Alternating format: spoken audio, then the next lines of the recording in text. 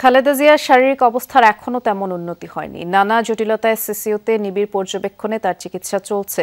হাসপাতালের বাইরে আমাদের সহকর্মী তাজনুর ইসলাম আছেন, তিনি আমাদের জন্য অপেক্ষা করছেন।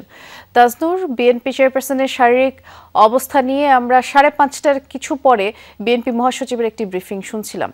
আপনার সাথে চিকিৎসকদের কথা হয়েছে কিনা, অর্থাৎ চিকিৎসকদের তরফ থেকে তার শারীরিক অবস্থা সম্পর্কে কিছু জানানো হয়েছে কিনা, সার্বিক অবস্থা জানতে চাই। চিকিৎসকদের তরফ থেকে আনুষ্ঠানিকভাবে এখন অবধি কোনো তথ্য জানানো হয়নি, বরং দলের সিনিয়র বেশ কয়েকজন নেতা বিকেলবেলাতে বিভিন্ন সময় আমরা যেতে দেখেছি ভেতরে। তারা আসলে হাসপাতালে এই মুহূর্তে যে সমস্ত চিকিৎসক দায়িত্বরত রয়েছেন তাদের সাথে কথা বলেছেন এবং ভেতর থেকে বাইরে এসে গণমাধ্যমের সামনে তারা ব্রিফ করেছেন। মূলত তাদের মাধ্যমেই এই তথ্য জানার সুযোগ সেটি আসলে হচ্ছে এবং সেই তথ্যের উপরে ভর করেই আসলে বিকেলবেলাতে দলের তরফ থেকে আনুষ্ঠানিকভাবে বিএনপি মহাসচিব তিনি ব্রিফ করেছেন। সেটি হচ্ছে এমন যে পরিস্থিতি আসলে অপরিবর্তিত, অর্থাৎ গত 24 ঘন্টায় তার যে পরিস্থিতি, যে কথাটি বলা হয়েছিল যে খালেদা জিয়ার অবস্থা সংকটাপন্ন, এবং সেই পরিস্থিতি থেকে খুব একটা আসার কোনো খবর আজকে সারাদিনে কেউই আসলে বলতে পারেননি। বরং একটি বিষয় বারবার করে তারা বলছেন নেতারা, যে তার জন্য যেন সবাই খুব বেশি করে দোয়া করেন। অর্থাৎ এই মুহূর্তে চিকিৎসকরা তাকে নিবিড় পর্যবেক্ষণে রেখেছেন, এক ধরনের খুব একটা বলয়ের মধ্যে রেখেছেন, যেহেতু তার একটি সংক্রমণের কথা শুরু থেকেই বলা হচ্ছিল যে সেই সংক্রমণের ফলেই তাকে হাসপাতালে ভর্তি করা হয়েছিল।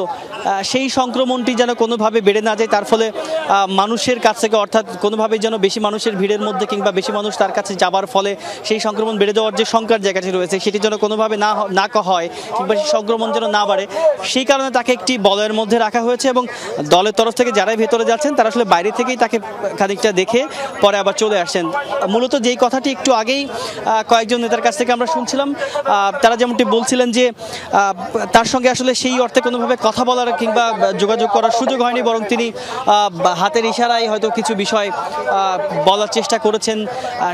সেই তথ্যটি বাইরে এসে গণমাধ্যম কর্মী যারা তাদের সঙ্গে শেয়ার করেছেন। একটি দৃশ্য আপনি এই মুহূর্তে দেখছেন আমাদের ক্যামেরার মাধ্যমে, সেটি হচ্ছে যে নানান বিভিন্ন ইউনিটের নেতাকর্মীরা এই গেটের যে এভারকেয়ারের যে প্রধান ফটক তার পাশে এসে অবস্থান নিয়েছেন এবং বিভিন্ন রকমের প্ল্যাকার্ড তারা হাতে রেখেছেন।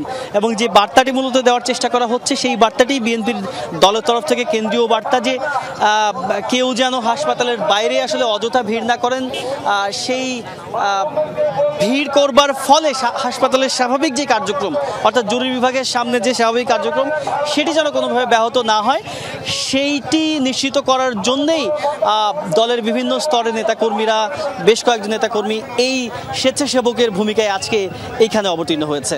বৃষ্টি, আমরা সেটি বিএনপি মহাসচিবের ব্রিফিংয়েও শুনেছিলাম। চিকিৎসকরাই বলেছেন যে তাদের আসলে চিকিৎসা দিতেও তো হিমশিম খেতে হচ্ছে, প্রচুর মানুষ সেখানে ভিড় করছে, যাতে ভিড় না করে দলের পক্ষ থেকে সেই অনুরোধ জানানো হয়েছে। ধন্যবাদ, আপনি বিস্তারিত জানাচ্ছিলেন তাজনুর।